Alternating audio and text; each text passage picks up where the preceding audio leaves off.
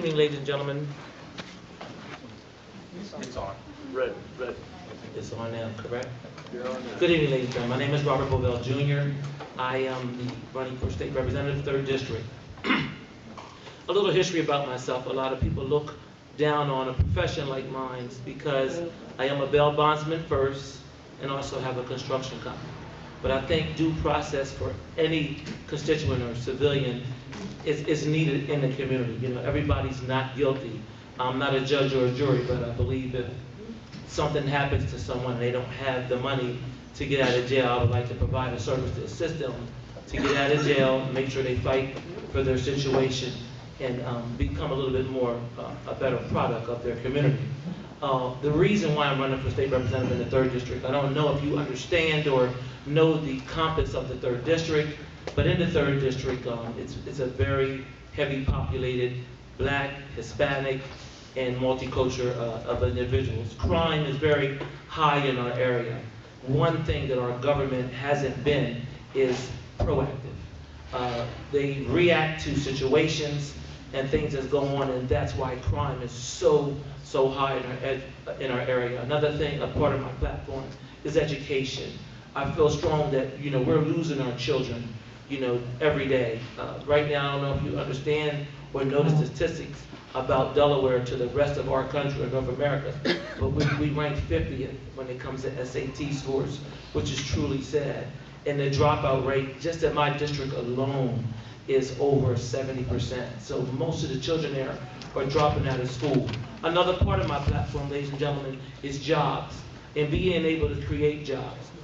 One thing about me, I come from the Department of Corrections background. I started off with a hoagie shop for my mother. My mother passed away. I took care of both of my parents until they passed away. And then I went into the bail bond industry because working at a prison, I thought I could render a better service to people coming out and teaching them some skills and jobs. So over the 24 years that I've been in business, I employed over hundreds of individuals coming through the system. But it's now time to take this to a different level, to another height, to teach them, you know, some of the life skills and things to be the appropriate individuals within the community. Another part of the platform is so that our young people don't have to rely on making sizable or affordable incomes for their parents.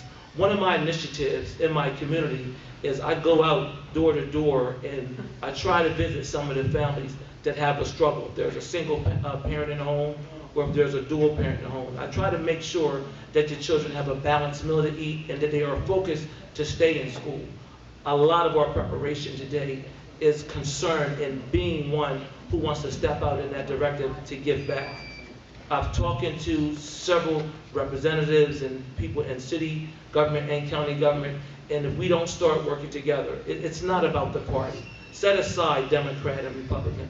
Let's look at the individuals. Let's look at the report cards of the people who's been in office, and we have to stop focusing on the promises that takes year in and year out. It doesn't take a lot to get some of these initiatives motivated and moved in the community. And on November 4th, I hope I have your support and the support of the ones that you know that live in Wilmington, so we can bring forth the proper and the strong and the type of change that Wilmington needs. Thank you so much.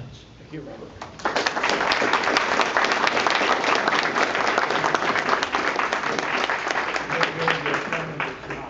Let me ask questions. I would ask. Let me turn this back on. Yes, sir. Some questions as before, different order.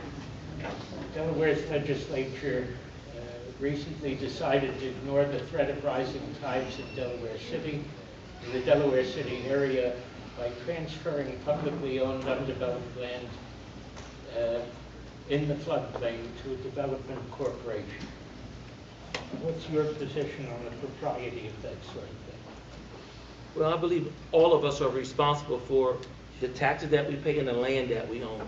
If that imposes or falls into someone who owns it, such as myself or someone out there who owns that type of property, why should we, our government, take that initiative or the stance to even make a decision for somebody else?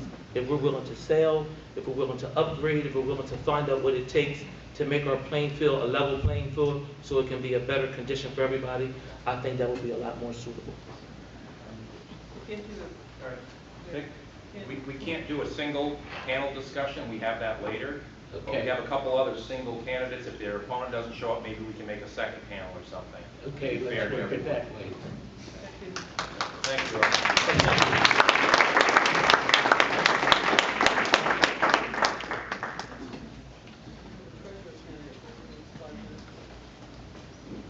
Chuck is getting the next round.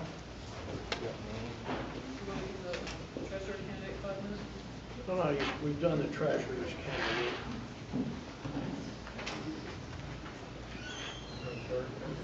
Yes. The treasurer's candidate. We've had